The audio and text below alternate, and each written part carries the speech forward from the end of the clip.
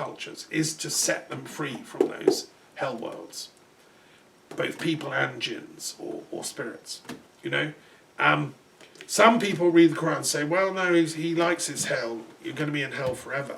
But if you read it esoterically, it's a manual how to get out of hell and to how to get everyone out of hell eventually.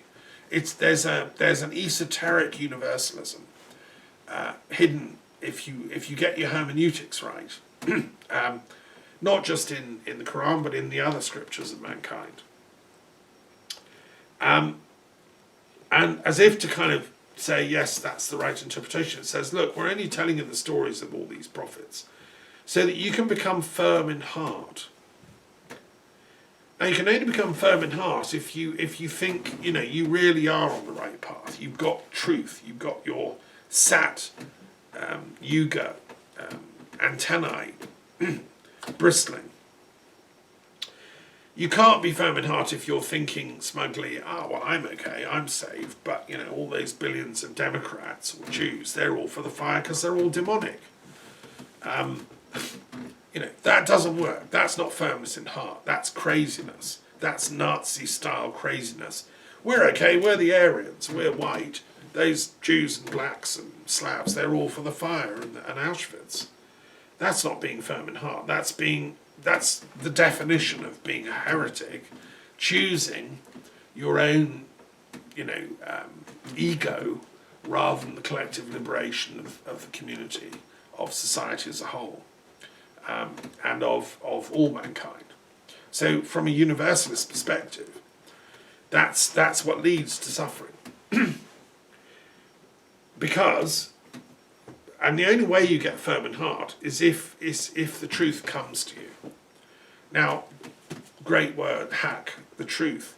In the Quran, it's the equivalent of Dharma in the Indian religions. If the Dharma comes to you, if you can see the Dharma, the truth, the sat energy, in any given situation, then you can then work that situation for peace.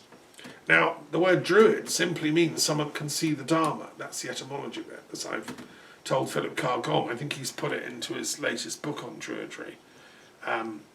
Dharma seeing is what a druid is, you know. And it's a message of remembrance to those who believe. So, you know, waking up, enlightenment, is also just remembering who you really are, because we all are born enlightened. We all have the Buddha nature. You know, we all belong to the heaven worlds, if you want, free-spirited gnosis. And we come into this world and we end up being, what, an Anglican, a Jew, a Hindu, a Muslim, a Shia, a Sunni, a communist, or whatever. And we think we're all different.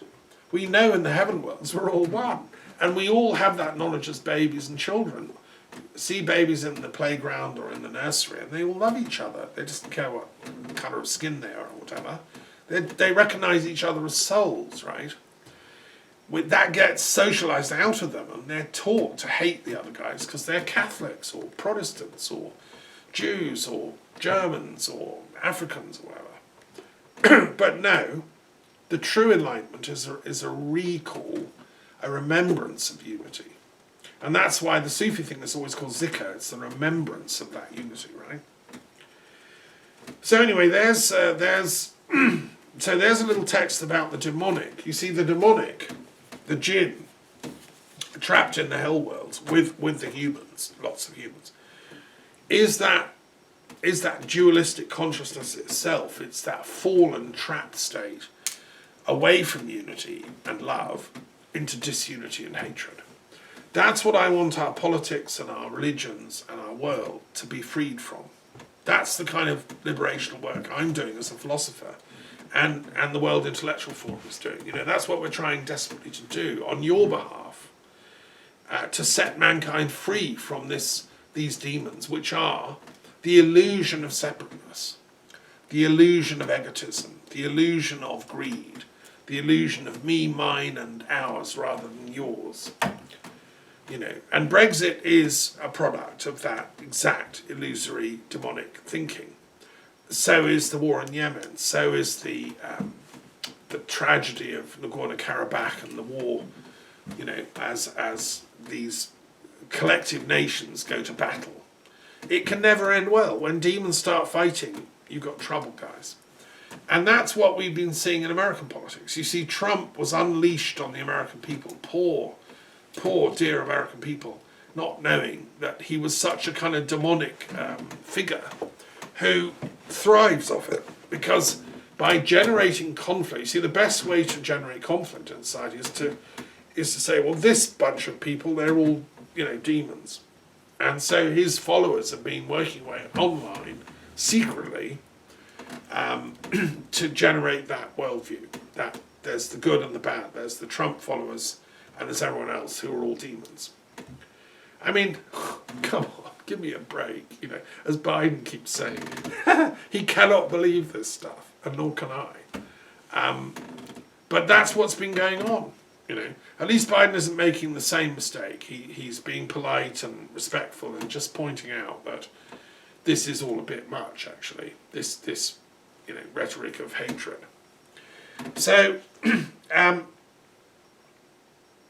okay, I want to end with a quote, to a couple of things finish.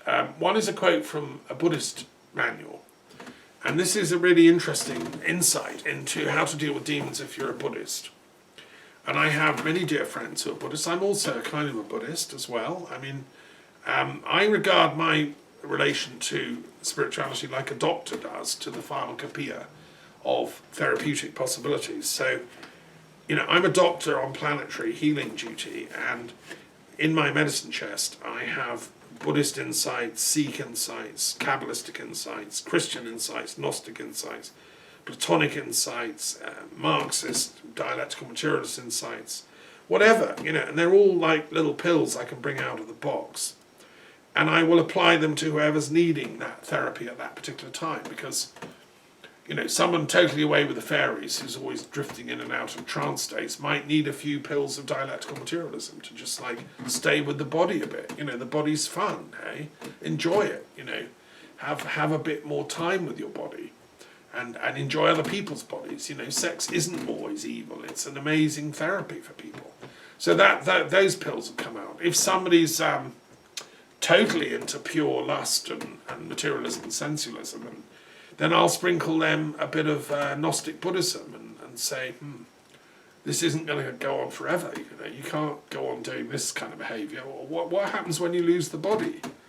And that gets them thinking, maybe I should do some meditation after all, So in the pill chest and the herbal medicine remedies are all the different traditions of my planetary healing chest. And this is a Buddhist insight about demons. And it's really profound. And I want to share it. It's from a book called The Illuminating Secret Commentary, which is a classic text of Shingon Buddhism. And it is pretty awesome. It's written by someone called Kakuban. And its full title is The Illuminating Secret Commentary on the 5 Chakras and the 9 Syllables. Also, it has a subtitle, The Secret Meditation on Rapid Enlightenment and Birth in the Pure Land. I mean, doesn't it warm your heart just to hear these things? The idea of the 9 syllables is very similar to what I was talking about in the Kabbalah runes. So they work this out in Buddhism as well, Shingon and Tibetan and so on. That sound carries with it in its packets of energy certain liberational thought memes that can be accessed through mantras and through deep meditation and chant and prayer, which then can actualize those states that the sound refers to.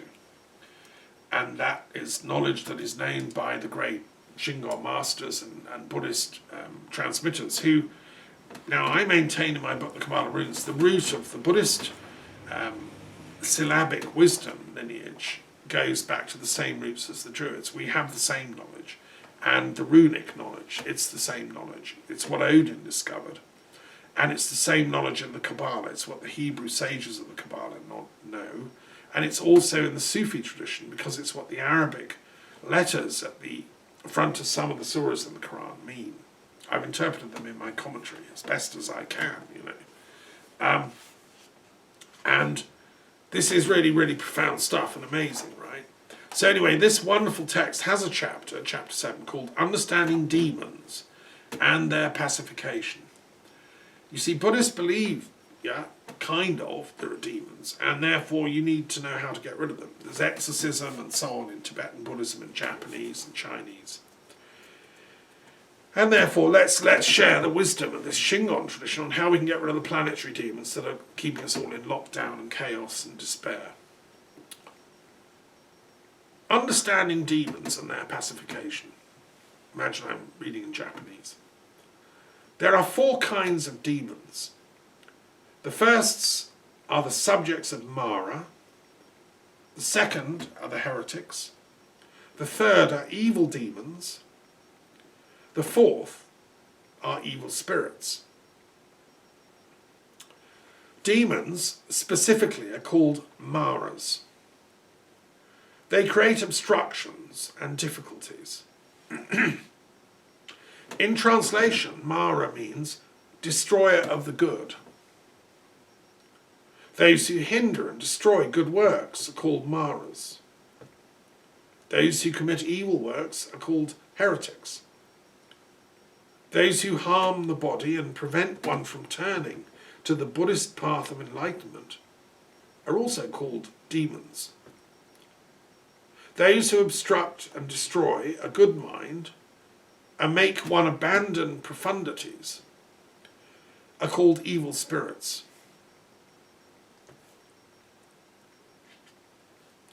Now, I'm going to skip a bit because it's complex, long, and, you know, I'm not going to share with you the whole of it because it's, read it yourself, you know, it's really interesting.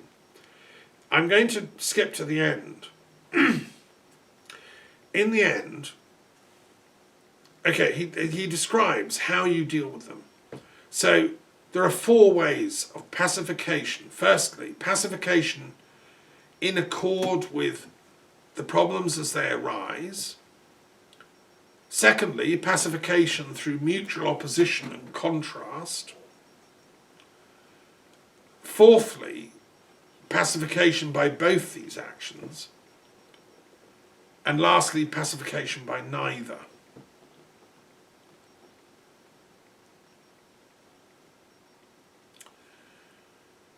The constantly existing Buddha and Mara lands, in all the 3 times, are all the innate 3 mysteries of the Dharmakaya.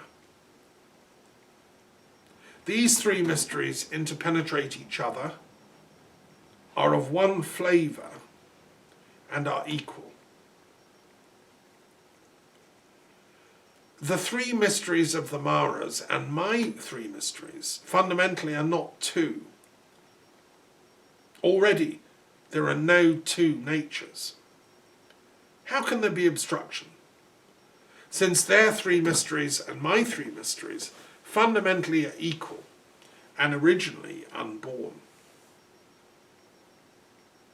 All Buddhas and all Maras are the same Dharmadhatu. The 3 mysteries of yoga interpenetrate each other. They are beyond harm, destruction, slander and hatred. All wrathful deities are the incarnations of Vairocana, manifesting for pacifying evil persons. Actions and deportment are not without symbolic meaning. All sounds that occur are mantras. The meaning of thoughts is entirely the wisdom of dhyana. All features that can be loved, as is appropriate for whatever exists, are also the innate Dharma wheel turning body of the Tathagata. Speech uttered is not without de-demonise.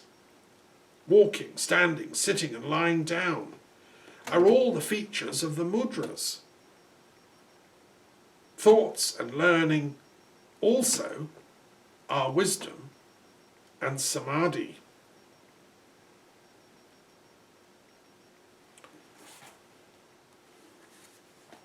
Fourth is pacification through neither.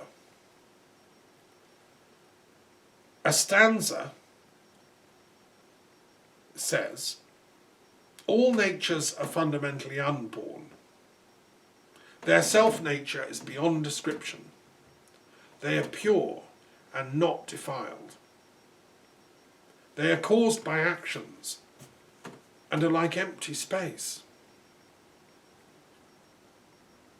A verse of the Mahavairakana Sutra says, because the mind lacks self-nature, it is far beyond direct and immediate causes. It is free from the rise of action. Its origin is the same as empty space. It also says, all destinies are merely designations.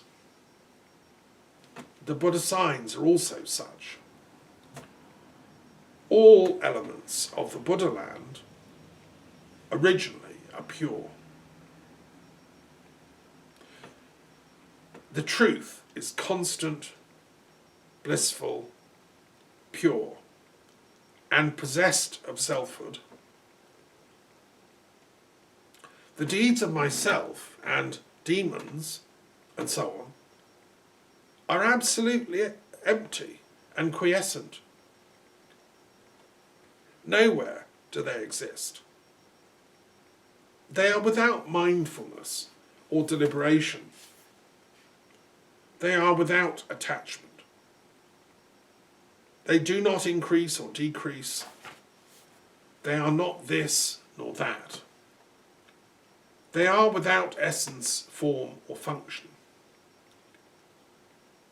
They are not freed or hindered, and they are not destroyed. They lack selfhood and otherness.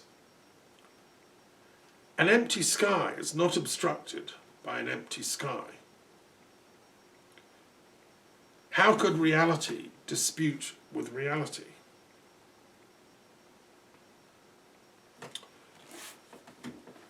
So, what I get from this amazing text on pacifying demons and understanding them is that fundamentally, from the Buddhist perspective, the highest Buddhist perspective, demons are literally unreal. They are simply, fears, jaggedy shapes that take form in the void, which may happen over eons. We can collectively, like Beelzebub, no, he's real, I've seen him. But that's a collective projection from the collective unconscious of people who were terrified of, the Philistines, because he was originally a Philistine deity.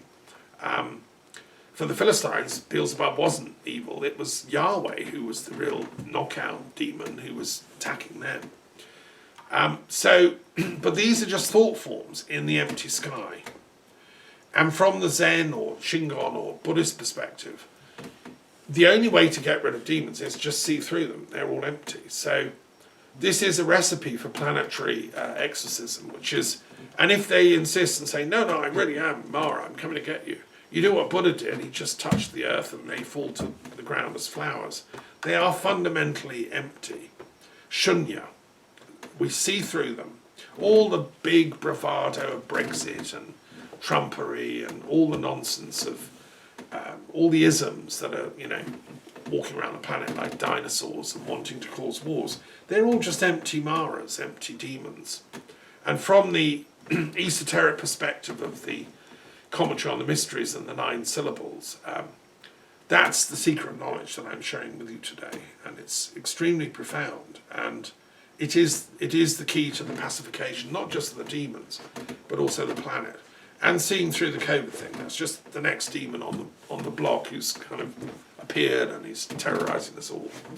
Come on, guys, it's just emptiness, and retain your Buddhahood and your enlightenment nature, and we'll see off together this demonic, plague that we're suffering from as a planet. And so may your enlightenment journey go well in this coming week. May the beautiful people of America, the wonderful Shambhala kingdom, remember that they are enlightened and they live in a Shambhala world, along with the Russians, along with the Iranians, along with the Israelis, along with the Brits and the Scots and the French and the Pussycats, who's come to join me. Okay, I'm going to finish with a poem. This is my little final words to say thank you to the gods. And right, so much that I could say, and I never can. So I'm going to share a poem.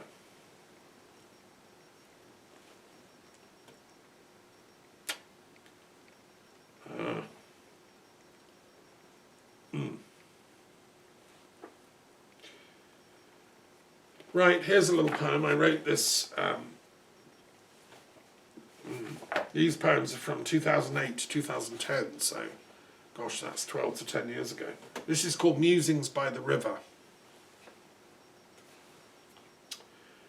Watch the river and see the Ouroboros. Tracings are fine filigree in the long green tresses of river weed, gently swaying in the down shimmering current. Listen to the Ouroboros chattering of the waters, trembling over the little rapids on the joyful journey from sky to sea.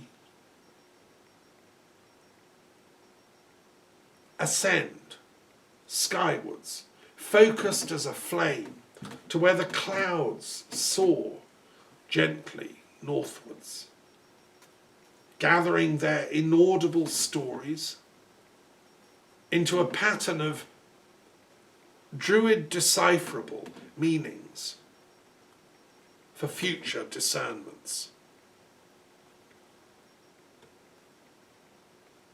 Descend deepwards to where rocks and river stones dare beings black upholding to sustain the weight of everything, like black Madonnas.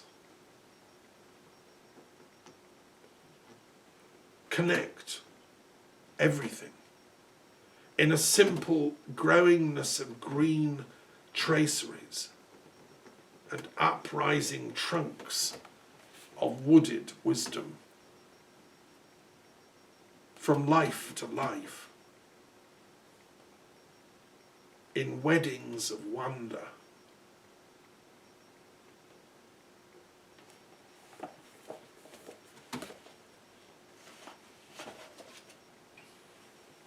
Okay, that's my poem, and I want to just introduce you, if you haven't met, to Bishi. This is my little cat, who is my sweet little friend here in France, and she came all the way from Sussex, and then via Scotland she travelled 900 miles to get here in France in a car. And she's very loving, aren't you, Bishi? Say hello. Did you enjoy that poem? It was good, wasn't it? Yeah, cats are amazing, and all animals are. Great Buddha teachers. Okay, shalom, everyone. Thank you.